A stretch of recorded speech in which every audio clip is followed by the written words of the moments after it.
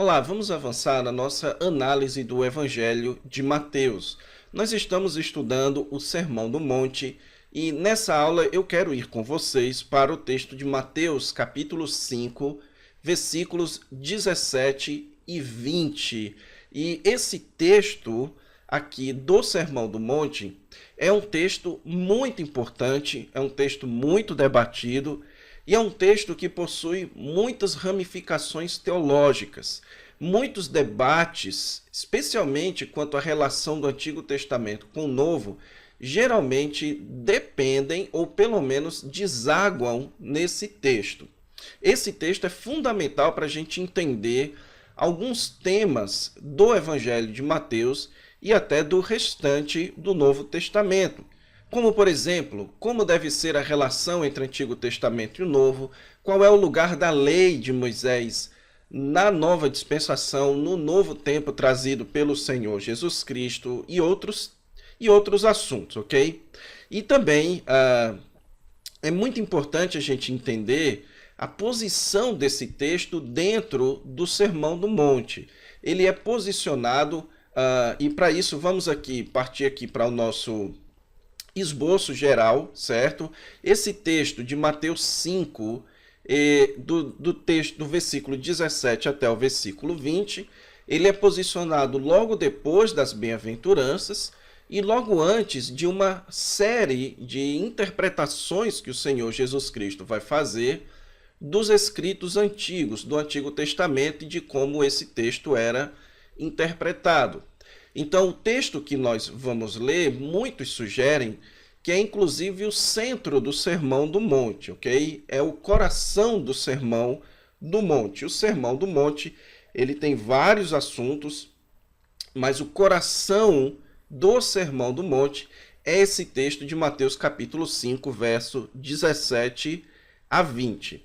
Então, nós estamos aqui, nesse ponto B, onde nós temos o grande discurso de Jesus, que é o discurso do Sermão do Monte, ok? E nós já vimos alguns tópicos dentro desse subtema aqui, que é o sermão propriamente dito de Jesus. Nós já vimos aqui as bênçãos do reino, que são as bem-aventuranças, que vai do versículo 3 até o versículo 10, que são as bênçãos do reino, o Senhor Jesus Cristo explicando, então, a relação do estado presente de bênção do reino para o estado futuro, onde no presente nós já somos bem-aventurados, mas também nós também seremos abençoados por Deus no futuro, mediante o desenvolvimento de um caráter daqueles que já abraçaram o Senhor Jesus Cristo. Depois nós vimos a questão do testemunho do reino, certo? Onde o Senhor Jesus Cristo vai falar um pouco a respeito da perseguição que é sofrida naturalmente por aqueles que são ou abraçam o ministério do Senhor Jesus Cristo. Estes são perseguidos por causa da justiça, por causa de Jesus. Então, aqueles que andam em justiça são aqueles que andam em Jesus e por isso atraem perseguição. E o Senhor Jesus Cristo, então, explica que a atitude esperada por aqueles que são do reino de Deus e que já abraçaram a mensagem do reino e por isso estão passando por situações hostis é, em primeiro lugar, a atitude de um sal, a atitude de conservar a mensagem do reino, conservar o caráter do cidadão do reino e, em segundo lugar, a atitude de luz, que é a atitude de iluminar, de exibir a mensagem do reino, exibir esse caráter e assim mostrar para as pessoas, então, essa justiça, essa associação com Jesus, essas obras que apontam, então, para Jesus, ok? Agora, então, nós vamos para um terceiro tópico que, como eu disse a vocês, é um tópico central, não apenas no Sermão do Monte, como no próprio Evangelho de Mateus, que é o tópico da relação de Jesus com a lei, ok?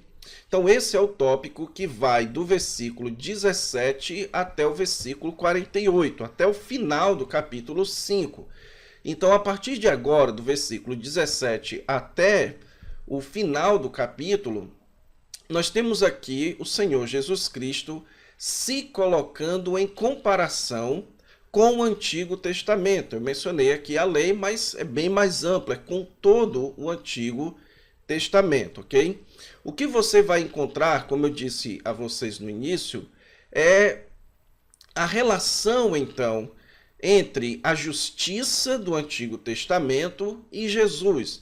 Nós já vimos nas bem-aventuranças que o Senhor Jesus Cristo se iguala àquilo que era chamado de justiça. Ele diz: bem-aventurados os perseguidos por causa da justiça, e logo no versículo seguinte ele diz: bem-aventurados sois quando por minha causa vos perseguirem. Então o Senhor Jesus Cristo está associando o andar com Deus, o andar em obediência com a sua pessoa e o seu ensino. Então, naturalmente, isso levanta a questão de como então fica o Antigo Testamento, como então ficam os mandamentos do Antigo Testamento, sendo que a partir de agora, servir a Deus era ouvir a Jesus Cristo. Então o Senhor Jesus Cristo vai explicar essa questão, ok? Então o versículo 17, ele começa aqui com a expressãozinha não penseis. E essa expressão tem a mesma ideia de não pensem que. Então, o propósito de Jesus, a partir do versículo 17, é eliminar interpretações equivocadas quanto à sua relação com o Antigo Testamento ou com a antiga dispensação, ok? Então, quando o Senhor Jesus Cristo chama as pessoas a seguirem, ou chama os seus discípulos a o seguirem, e diz então que isso é que é cumprir a justiça de Deus, o Senhor Jesus Cristo então levanta a questão da sua relação com o Antigo Testamento e da relação dos seus discípulos com o Antigo Testamento. E Jesus então vai mostrar para os seus discípulos que eles deveriam ter uma compreensão correta dessa relação. Então, quando ele diz não penseis, ele está aqui então buscando esclarecer de antemão para os seus discípulos a sua relação com o Antigo Testamento, para evitar que eles tenham pensamentos equivocados. Então, aqui no versículo 17, Jesus está prevenindo os discípulos de terem uma compreensão equivocada sobre a sua relação com o Antigo Testamento.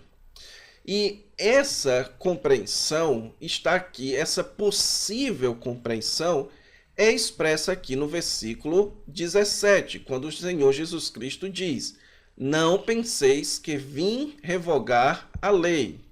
Esse termozinho, esse verbo aqui, o verbo vir, certo? Ele era um verbo muito usado em questões de profetas, os profetas que eram enviados por Deus. Então Jesus aqui está se colocando no caráter em uma de suas funções, que é a sua função de um profeta enviado por Deus, ok? Então o Senhor Jesus Cristo recebeu uma missão da parte de Deus e ele veio cumprir esta missão.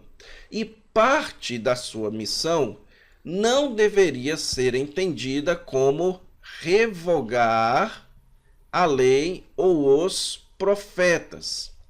Então, em primeiro lugar, é importante que você entenda que essa expressãozinha aqui, lei e profetas, ok? Então, essa expressão, ela significa o Antigo Testamento ou as escrituras judaicas da época, ok?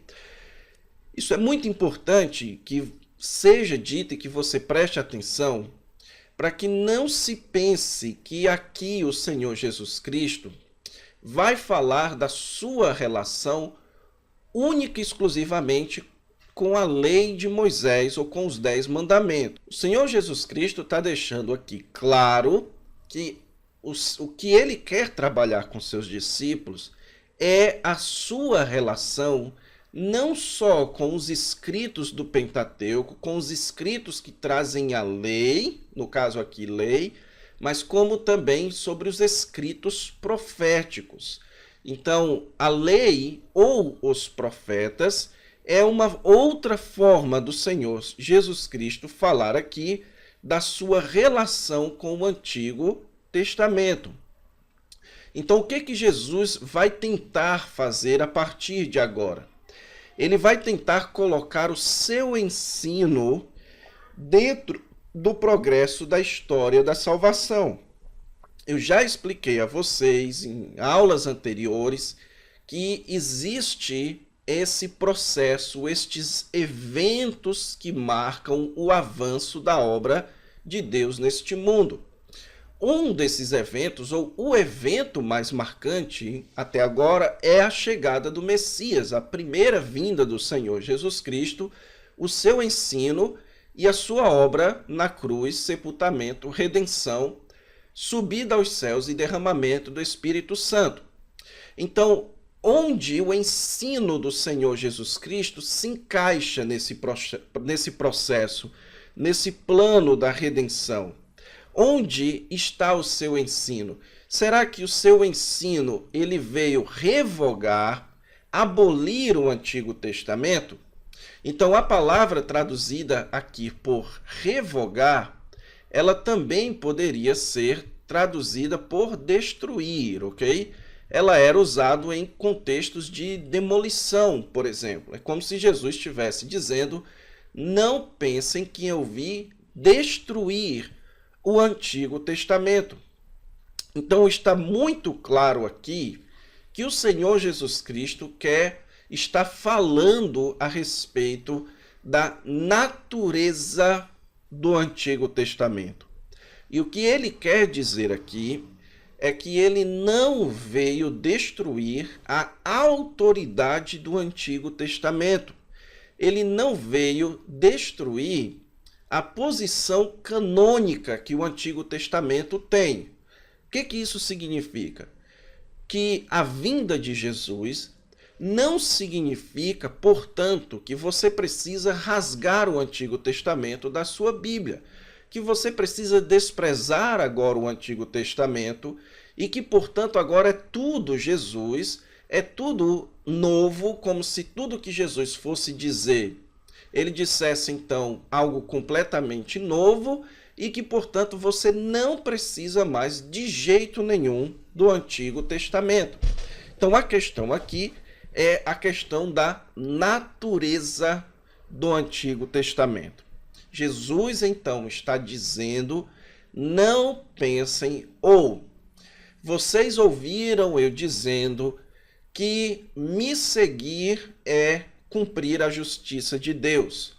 Que agora, se vocês querem andar com Deus, se relacionar com Deus, vocês precisam ouvir os meus ensinos. Isso, não pensem que isso significa que você deve, então, desprezar o Antigo Testamento, que você deve agora olhar para o Antigo Testamento e dizer que ele não serve mais para nada. E dizer que ele, então, pode ser deixado totalmente de lado, porque agora tudo isso foi destruído e vai se construir agora tudo a partir de Jesus. O Senhor Jesus Cristo, então, diz o seguinte, nunca pensem isso. O fato de Jesus ser agora a base da justiça de Deus, a base do que é andar diante de Deus, não significa que ele veio, então, abolir o Antigo Testamento. Ele, então, explica o que ele veio fazer. Ele diz, não vim para revogar, vim para cumprir. Então, o Senhor Jesus Cristo está explicando que a sua relação com o Antigo Testamento é uma relação de cumprimento, ok? Não é uma relação de abolir o Antigo Testamento. É uma relação de cumprir o Antigo Testamento. Agora, isso não é algo tão simples de se interpretar, irmãos. Por quê? Porque nós precisamos entender o que o Senhor Jesus Cristo quis dizer quando falou: vim para cumprir o Antigo Testamento. Então, o cerne aqui do versículo 17 é como nós vamos entender este termo, cumprir. O que significa Jesus cumprir o Antigo Testamento? Eu vou aqui alistar, irmãos, algumas interpretações, algumas formas que tradicionalmente as pessoas têm visto esse texto, e depois vou apresentar a vocês aquilo que eu entendo ser a melhor maneira de você entender este verbo cumprir e as bases pelas quais eu entendo dessa forma. Algumas pessoas entendem que o que Jesus está dizendo aqui é o seguinte, que ele não veio para cumprir ou para abolir o Antigo Testamento, mas para confirmar, estabelecer e obedecer. É como se Jesus estivesse dizendo o seguinte: olha, eu não vim abolir o Antigo Testamento. Eu vim foi mostrar para vocês como eu obedeço o Antigo Testamento, como eu cumpro ele na minha vida, como eu confirmo o Antigo Testamento na minha própria vida e nos meus atos, ok? De cara, irmãos, o problema com essa posição é que ela está dando ao verbo cumprimento aqui, ao verbo cumprir, um sentido que você não encontra dentro do contexto de Mateus, ok? Uma outra posição, essa é uma posição muito mais ligada à teologia reformada, é a posição que afirma que Jesus está falando aqui da lei moral. Ou seja, Jesus está se referindo aqui que ele veio cumprir o coração da lei, que é a lei moral. Ele veio obedecer à lei moral. Então, na teologia reformada, é comum fazer uma distinção entre lei moral, lei civil e cerimonial. E então se afirma que com a obra de Jesus, a lei civil e a lei cerimonial ficaram para trás. Jesus então veio cumprir a lei moral, ok? Um problema com essa posição é o próprio versículo 18, que ele vai mencionar aqui no versículo 18 apenas a lei, certo? E então vai dizer que nenhum i ou um tio jamais passará da lei até que tudo se cumpra. Então, claramente aqui, Jesus não tem em mente apenas um aspecto da lei, ele tem em mente a lei como um todo, ok? Então, essa interpretação ela é complicada pelo próprio contexto, ok? Outros sugerem que Jesus veio mostrar como se cumpre a lei. É como se Jesus estivesse, então, aqui dizendo para os discípulos como é que deve ser, então, o cumprimento da lei, em contraste com a interpretação dos fariseus. Então, Jesus não veio aqui para abolir a lei, ele veio para mostrar como se cumpre a lei e, então, como uma forma de comparação de como os fariseus e os escribas ensinavam que se deveria guardar a lei, ok? Mais uma vez, é de se perguntar se esse é o sentido do verbo cumprir aqui. Então, essas são as posições mais comuns, a forma mais comum em que as pessoas interpretam aqui o verbo cumprir. O que eu entendo, irmãos, e vou apresentar aqui as bases pelas quais eu penso assim, é que quando o Senhor Jesus Cristo diz que ele veio para cumprir a lei, o que ele está dizendo é que o Antigo Testamento, a lei e os profetas, se relacionam com ele no sentido de que o Antigo Testamento aponta para Jesus. Então, você precisa ler o Antigo Testamento, é isso que Jesus está dizendo, e entender que o Antigo Testamento, os textos tanto da lei quanto dos profetas, eles apontam para Jesus. Então, a questão aqui não é que Jesus veio abolir a lei ou guardar ou cumprir ou obedecer à lei, mas entre se Jesus veio abolir a lei ou se Jesus veio cumprir aquilo para o qual a lei apontava. Então, a questão aqui não é entre a relação de Jesus com a lei, mas a relação da lei com Jesus. O Senhor Jesus Cristo está explicando aqui que o Antigo Testamento, e em especial a ênfase maior vai ser na lei, a lei aponta para Jesus. A lei foi dada no sentido de apontar para algo maior que viria depois dela. E esse algo maior que viria depois dela é Jesus. Agora, com que base a gente entende que cumprir tem esse sentido aqui? Porque este é o sentido que Mateus vem adotando no seu evangelho até aqui.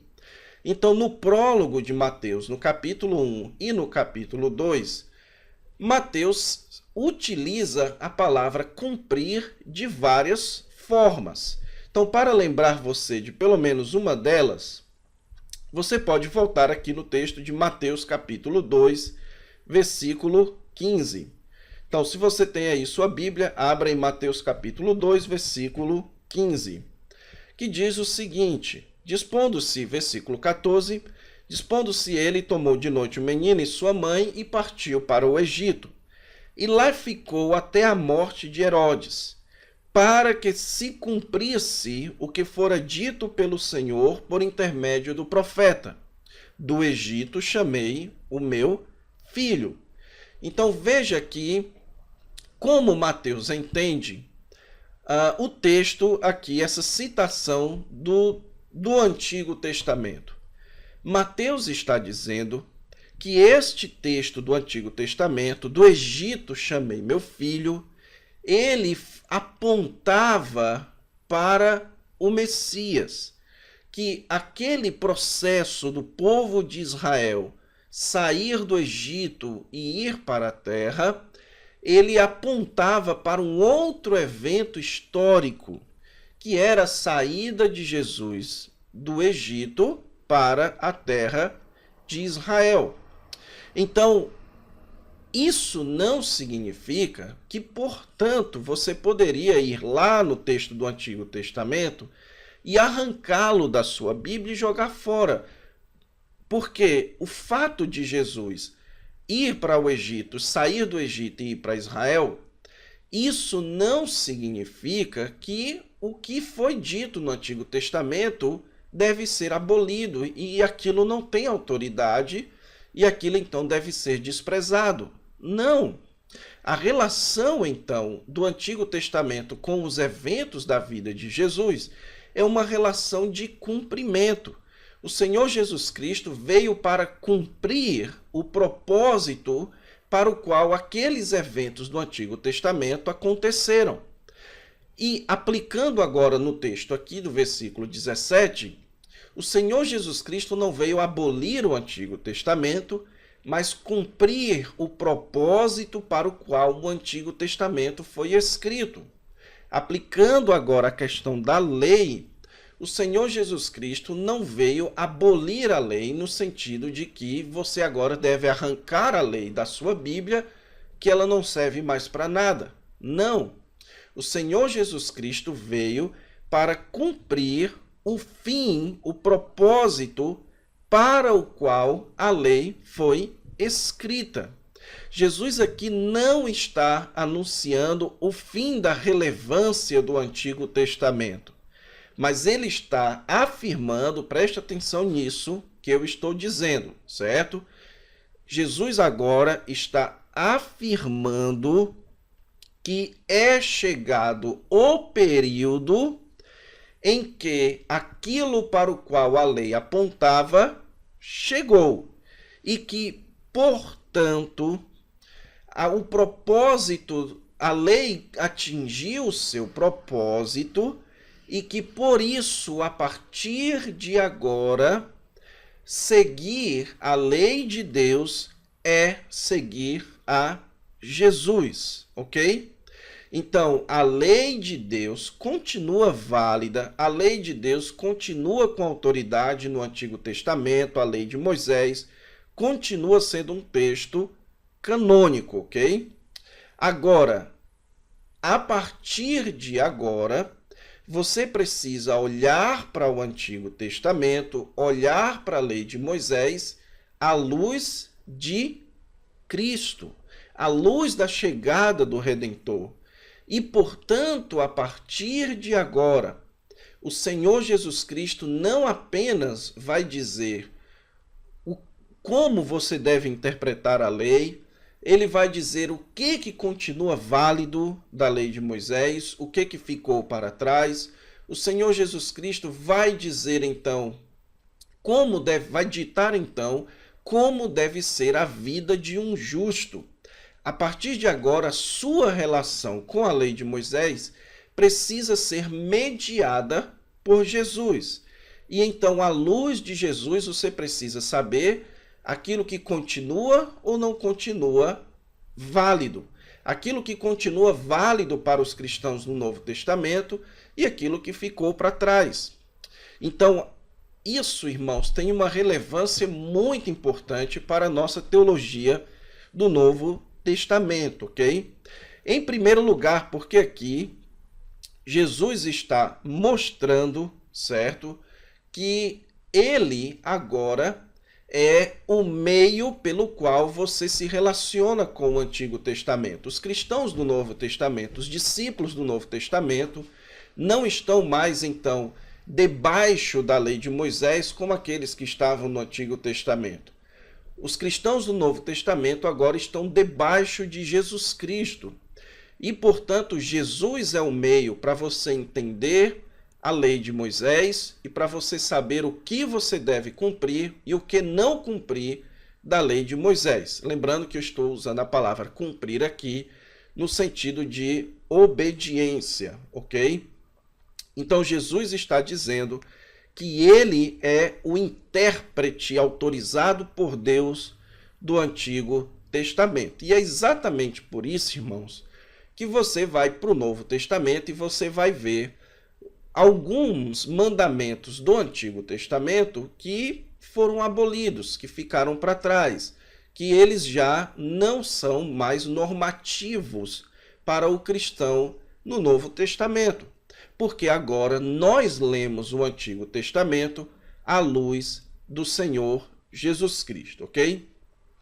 Outra implicação dessa interpretação é que isso nos ajuda a entender também o ensino do apóstolo Paulo. Muita gente coloca as palavras de Jesus contra as palavras de Paulo, porque Jesus está dizendo que veio cumprir o Antigo Testamento. E Paulo, então, vai dizer que a lei de Moisés ficou para trás, já não nos resta mais mandamentos escritos em pedra, mas aquilo que está no espírito, no coração. Então, agora a gente consegue entender que tanto o que Jesus está dizendo quanto o que Paulo está dizendo é a mesma coisa, que o lugar de Jesus em relação ao Antigo Testamento é de cumprimento, que o foco agora é Jesus, que, portanto, a nossa relação com o Antigo Testamento deve ser mediado por Jesus, que vindo então o herdeiro, vindo então o descendente, vindo então o Senhor Jesus Cristo, então a sua relação com a lei de Moisés e a sua relação com as alianças que Deus fez com o povo de Israel no Antigo Testamento, a sua relação com tudo aquilo que foi escrito no Antigo Testamento é em Cristo, é em Jesus. E que, portanto, se você quer ter uma vida justa diante de Deus, você tem que fazer em Jesus. Isso é o que Paulo vai ensinar em Romanos e em Gálatas, e é exatamente isso que Jesus está ensinando aqui em Mateus 5:17, ok? Então, nós vamos parar a nossa aula por aqui, mas o que eu espero que você se lembre é isso, que o sentido de cumprir aqui é o mesmo sentido que Mateus estava utilizando no seu evangelho até agora. Jesus veio cumprir o propósito profético para o qual o Antigo Testamento foi escrito, de tal forma que a partir de agora a sua relação com o Antigo Testamento deve ser mediada por Jesus. Jesus, então, vai interpretar o Antigo Testamento para você. Ele vai dizer aquilo que permanece válido para os nossos dias, aquilo que não permanece válido. Ele vai dizer aquilo que foi cumprido, que não foi cumprido, e etc, ok? Então é isso, irmãos. Na próxima aula a gente continua falando um pouco mais sobre isso e avançamos então para os versículos seguintes. Então fique com Deus e até lá.